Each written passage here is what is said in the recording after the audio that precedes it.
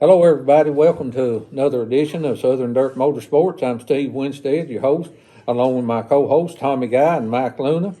Today, we're coming from Northfield Vineyards in Sparta, Tennessee. When you get a chance, come by and check them out. Got a lot of neat stuff here. Today, got the honor of interviewing a gentleman I grew up with. We've shot pool together and swapped stories and down at Baines Pool Hall back when it was going. Mr. Charles Young. Charles, glad you could join us today. Well, thank you. I certainly appreciate it.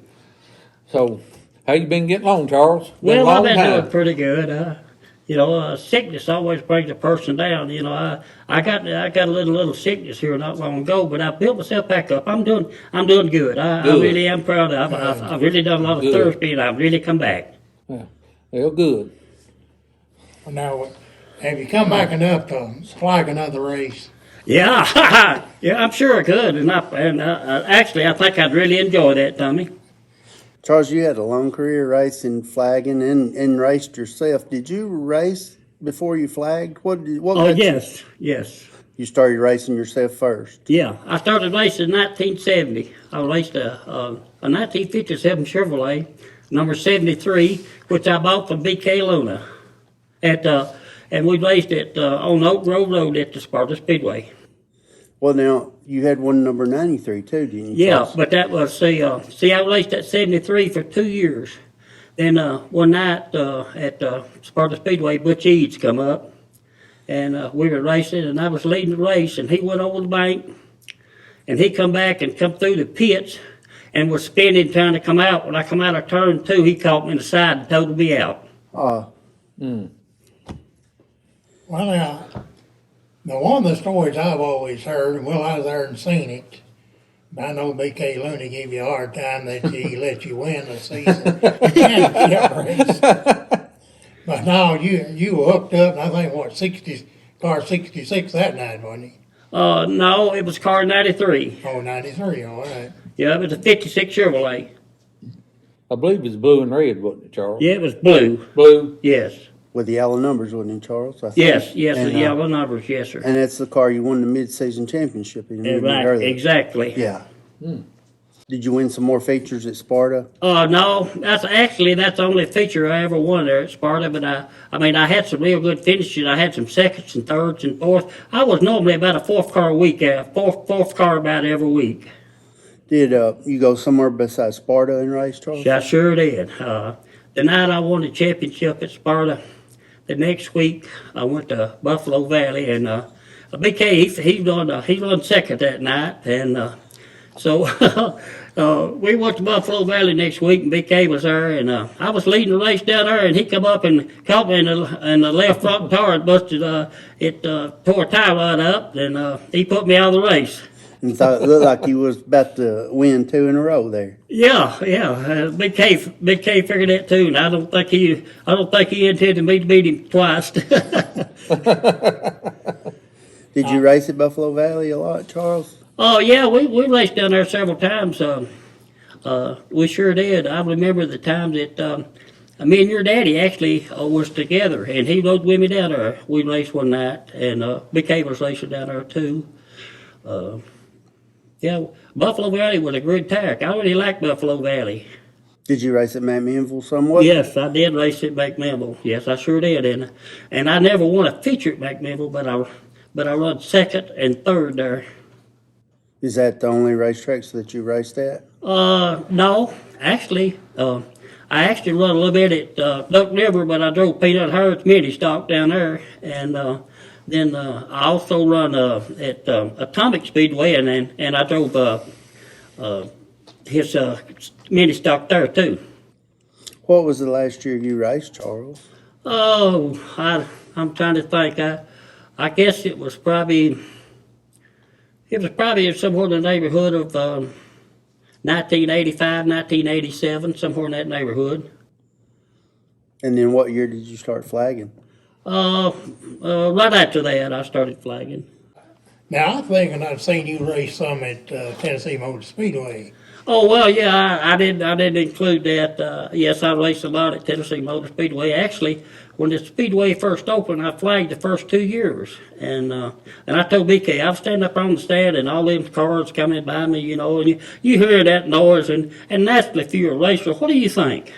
You wish you were right down there with them. Right. And so I decided I was going to build me a car. And, well, actually, I didn't build a new car at that time. I actually bought a car out from a Johnson guy out of Murfreesboro, actually, and he was Mark's crew chief. Martin's crew chief at Nashville. Do you remember him, Mike? Yeah, I do. Steve Johnson. Yeah, Steve Johnson. I bought a car from him. It was an old, like a super stock car. It was real heavy, and he run it on payments. And I bought it and raced it for a couple of years. Then I built me a nice little super stock. It was all sheet metal. When was the last year you flagged? What was that at Baxter, Charles? Yes. The last year I flagged was at Baxter. Probably 90, It was about 2000. 2000. Yeah.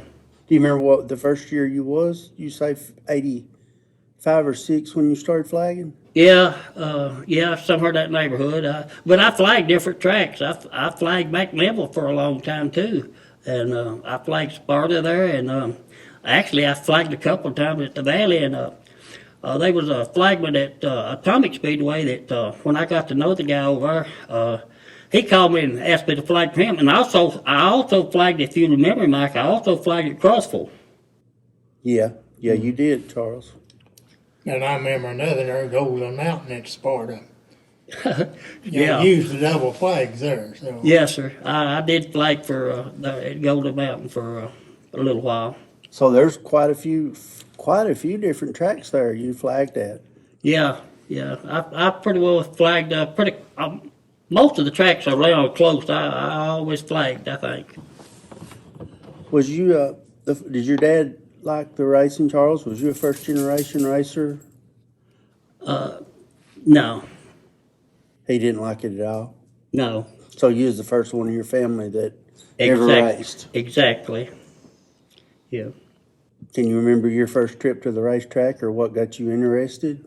Well, the first time I was ever went to the racetrack or racing. The first time you ever went, period, and what got you interested? Oh yeah, I went to the old track there, right in behind the Castle School down there, and I was probably somewhere in the neighborhood of about 16-year-old at that time, and I never will forget.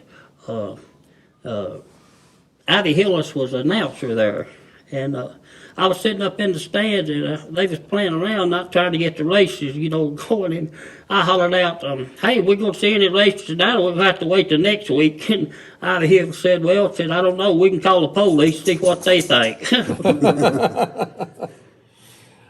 Is there any funny stories or anything that happened back in the day you cared to share?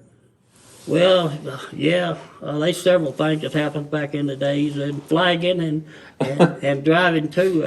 It was unreal. I mean, actually, you can't think of everything, but Yeah. But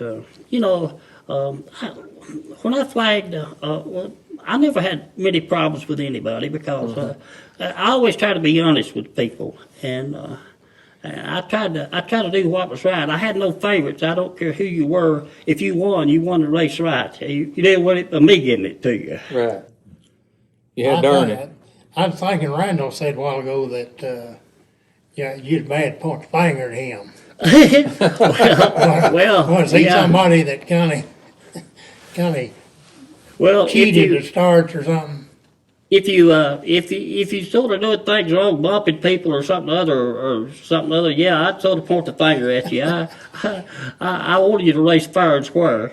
Back in the day, though, you had to do the lining up on the racetrack, didn't you? Where later on, there's somebody on the inside lining the cars up, or they're doing it over a race saver. You pretty much was the reason.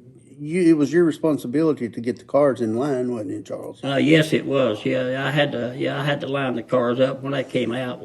I'd line them up and get them set, and I always try to give everybody one lap. I'd say, I'd pull up my fingers, two laps. I want them to heat up just a little bit before we started racing. Now, when you had to line them up on the racetrack, now did you always check and see if their seat belts was fastened, or was that kind of done away with before you were come along? No, actually I didn't, Tommy. I really didn't, because a lot of times I would be maybe 50 or 60 feet away from, the cars. I just point my finger at them and point them to come up behind this other car. Now, I didn't check their seat belts. I didn't check for safety. Did you have some close calls, Charles, while you was in the flag stand? I sure did. That number 5 car, I was trying to think of his name. He was a great guy. I actually had 2. Scott Sexton liked to tuck the flag stand out. He come up in the air and he missed the flag stand about a foot. Tommy, do you remember that? Yeah, That was- him and Randall Chump got together. Exactly. That was opening night. Yes, sir. At Tennessee the Baxter, Motor yeah. Speedway, Yeah, and he come up and he missed that flag stand. Actually, I run backwards against the back. If I hadn't, I thought he was going to hit it. I thought he was going to take the flag stand out. And that 5 car, he hit the wall right by the flag stand. I thought he was coming up, but he didn't. Lamar Winkle.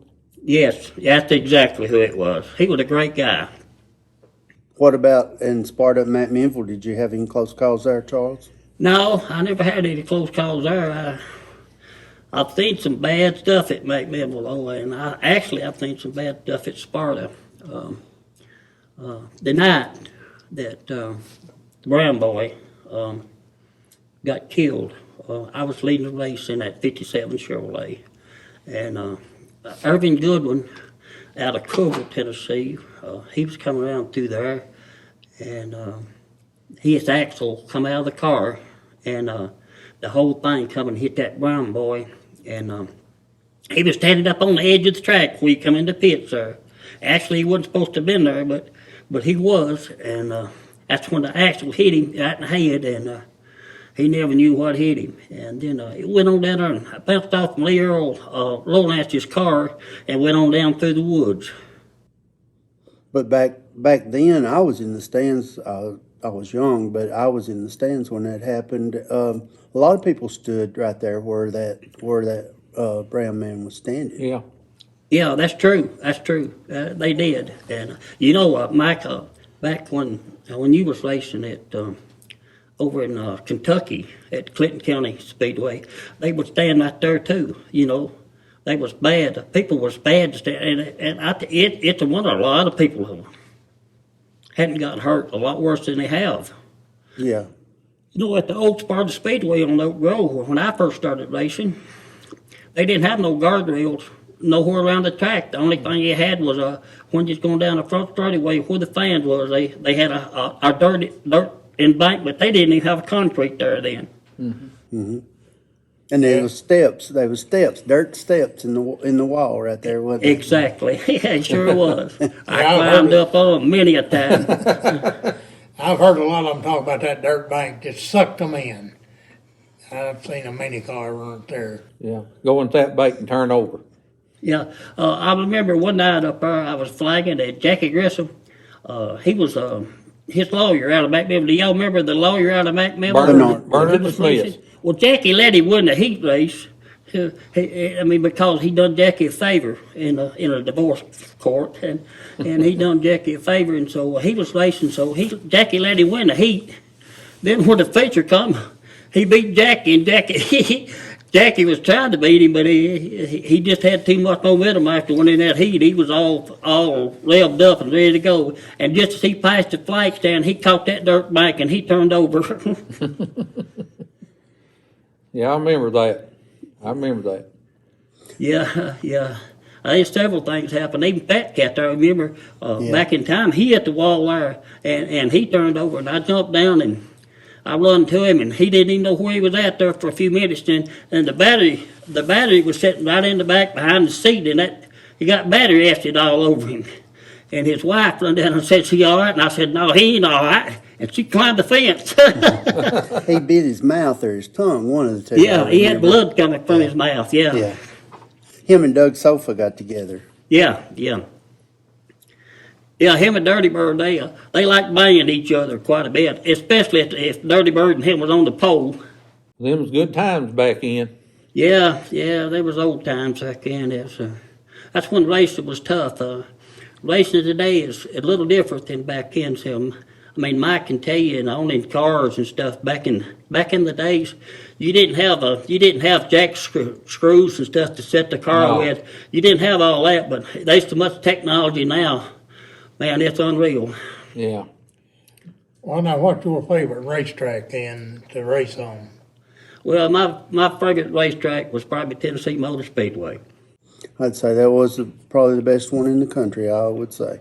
Yes, it sure was. I sure hated to see Tennessee Motor Speedway shut down. It was a great track, and they had fans every week, and you know, at one time they was over 200 something cars there in the pits every week.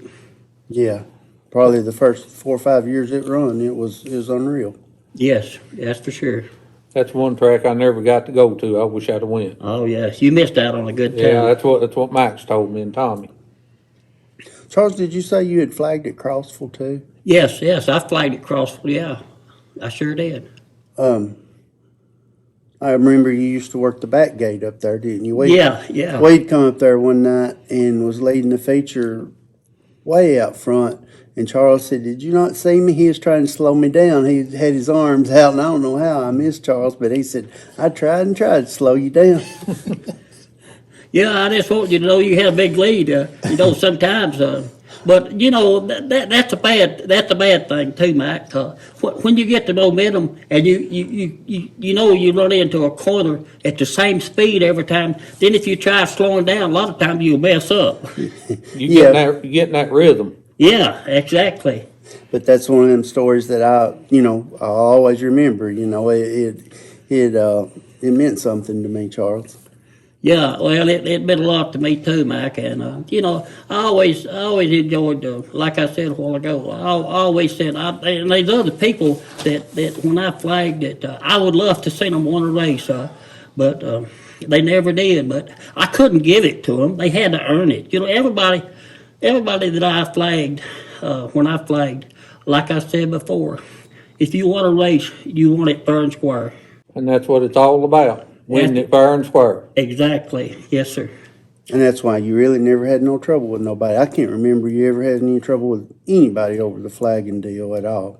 No, I never much. Well, I did too. I did have trouble with one guy one time because back in the mini stocks at Tennessee Motor Speedway, Greg Henderson won a race, and J.D. Todd out of Murfreesboro. Do you remember him, number 4? Him and Henderson sort of got together, you know, side by side, and they sort of banged a little bit. And Henderson went on and won the race, and after Henderson pulled the flag stand, well, I was going to give the checkered flag. Here comes J.D. Todd, wide open, and I had to jump on the hood of his car to keep him from hitting me. Oh. And then after all the races was over, I made my way to the pits, and I went up and I told J.D. Todd, I said, "I'll tell you what, old buddy," I said, "next time you pull that on me," I said, "I'll tell you what, you'll be barred from this track for a while." And, you know, me and him are friends on Facebook now. And he's with me many a time. And he's told people out there that I was one of the best flagmen and the best guys he could ever be. And he said he made me grow up. And that made me feel good. That's a compliment right there. It sure was. It sure was. In your racing day, Charles, did you see some fights at the racetrack? Yeah, I sure have. Yeah. Yes, sir. I've seen a few fights at the racetrack. You been in yet? Was you in on some of them? No. Okay. I tried to stay away from that, Tommy. But I've seen some pretty good little scrambles. Where at, usually, Charles? Well, I've seen some at Tennessee Motor Speedway. In Superstock, actually, it was Matt Young and the '88 car. His daddy owned the machine shop there. I was trying to think. Miller's. Who? Miller's Machine Yeah, Shop. Miller's Machine. Him and Matt got together one night, and Jason was going to come to him and get after him pretty heavy, and I had to grab Jason by the arm and send him towards the pits, and I pointed my finger towards Matt, and I told him head to the pits too, because his night was over. Sometimes you have to do that. Yeah, I hated to, but I mean, you know, Matt actually, he was trying to rough him up. Do you remember having the black flag some, Charles? Yeah, I've had the black flags, especially if a car smoking or something other. Mainly that was mainly my reason. I don't think I ever black flagged anybody for bad driving, but if a car was smoking or losing oil or losing water on the track, yeah, I would black flag. Aiden black flagged my son-in-law for that. Well, I appreciate you doing that because, if they go ahead and blow out there, you get a mess to clean up and killing all kind of time. So, Safety issue. but, you get them off the racetrack, keep the racing moving. Things got a little more civilized later on, though, didn't they, Charles? Yeah. Back like when I was young at Sparta, it got pretty wild sometimes, didn't it? The tricks they done. I remember one time there, Billy Hill, they took his hauler, over by the gate, and him and Sofa was into it, and I think Billy might have wrecked him or something, and then they went right straight off the racetrack and loaded the car up and left. Yeah. There's things like that happen. I remember, I want to tell you something real funny that really happened at the old Sparta Speedway. No, it was a Baxter Speedway. And I know this guy is going to remember just exactly. And he's here today with us. He was a photographer and he was in the infield. And a car lost it coming off from turn 4. And he was coming straight at Tommy. And when Tommy seen him coming at him, Tommy cut out the run to the left, and then the car aimed to the left, and Tommy seen him. He was looking back, and Tommy cut to the right, the car cut to the right, then Tommy cut to the left again, he cut to the left again, and finally got it under control. I thought he was going to get Tommy, and Tommy thought it too. There's some people talking about, what are you doing high stepping out there? So you look at the grass from here, it looks level. Out there, just pods of grass. So I was stepping from one hole to the next and trying to outrun them. Well, Scott Randolph, one of the cars come in on. I forget who the other one was right now. Danny Yanders, maybe. Or Yanders boy out of East Tennessee. Yeah, that was pretty scary time. Probably about the sixth. I guess sixth on the list, probably. I thought about that. I figured these boys would ask me that sometime or another. But that was the scariest time at Tennessee Motor Speedway. Yeah, I remember that, Tommy. Actually, after it was all over, it was sort of funny, Tommy, the way you was running, because you was tearing it up. Yeah, that Bill Austin come down to, I think you need 2 hats.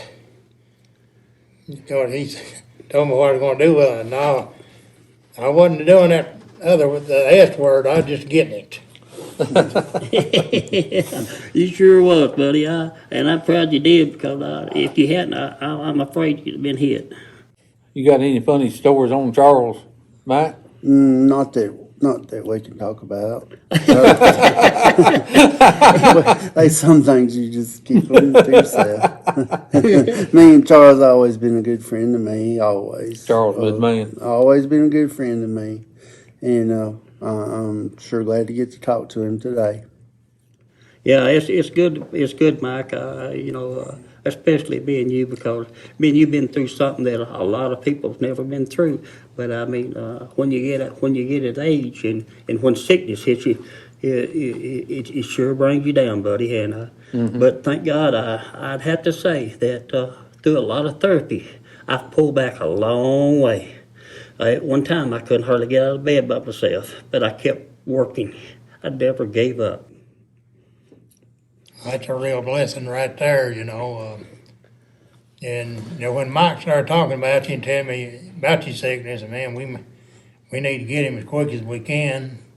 Even if we have to go get you laying on your deathbed, but I'm sure glad you was able to get out and come be with us here today at the Northfield Vineyards. Well, it's a pleasure. I'm proud to get to come here and talk about things back in the days.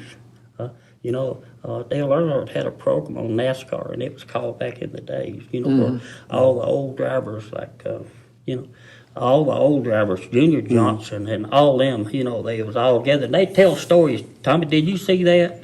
Yeah, the most funny and I'd heard out, and I've been to the racetrack several times, and Buddy Baker talking about, he might have got knocked out. They loaded him up in the ambulance, took him. They didn't fasten the ambulance door, and as he's crossing the racetrack at Smoky Mountains, here come the cars down there ready to restart the race. And here he is flying out the back of the ambulance on the gurney, and all he could do is just get his hand up about like that right there and just try to let the drivers know he was rolling down the speedway. I mean, you went to a bunch of tracks back. I see you done a lot of photographing. I remember. I've seen a lot of photos where you been in and photoed a lot of people. Well, that's what I talked about on the first podcast we done. That I listened to my parents and know memories would fade away. And then like I say, got up about $3 to get in. I thought, man, I need to start trying to figure out what kind of camera to get and trial and error. That's all. I was looking at several. Today's time, I'd throw them away that Randall had that I'd made. So, but I kind of learned that on my own and able to help some other people along too. But that'd be another story for another day. So, I'll tell you one good story. Charles could tell it better than me, but Fat Cat and them, and I may have been involved a little bit too. Agged him and Bill Griffin up to do a grudge race over there. I mean, it went on for like a year, or almost a whole season, and they just got out there on the racetrack together, just them two, and had a grudge race, didn't you, Charles? Yeah, we sure did. Bill always thought he could outrun me. What would happen?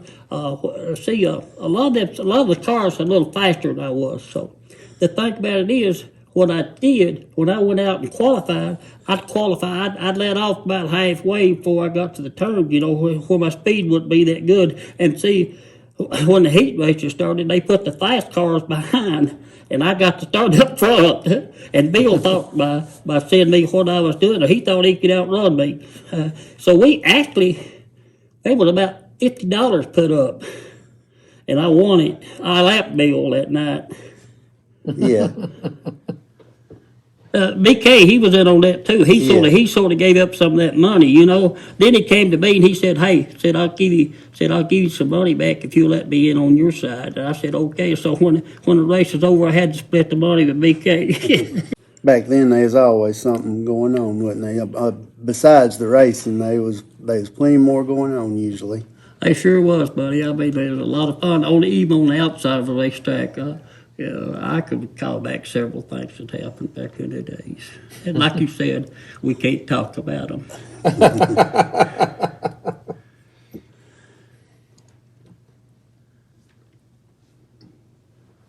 well, Charles, we may have to have you back on again. Let your memory dig up some more.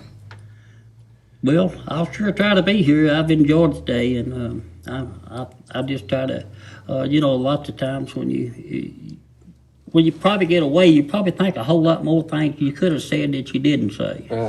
Well, yeah, that's correct too. Well, just like the other drivers we've done and or I've talked to, and then they come back a few days later.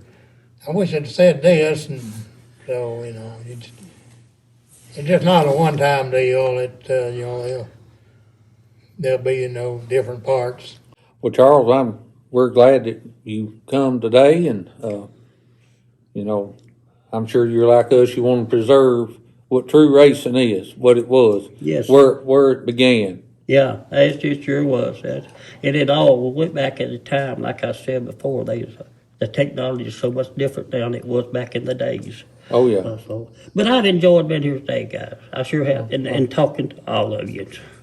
Well, Charles, we appreciate it, and we hope you'll come back and visit us sometime soon. And this is Steve Winstead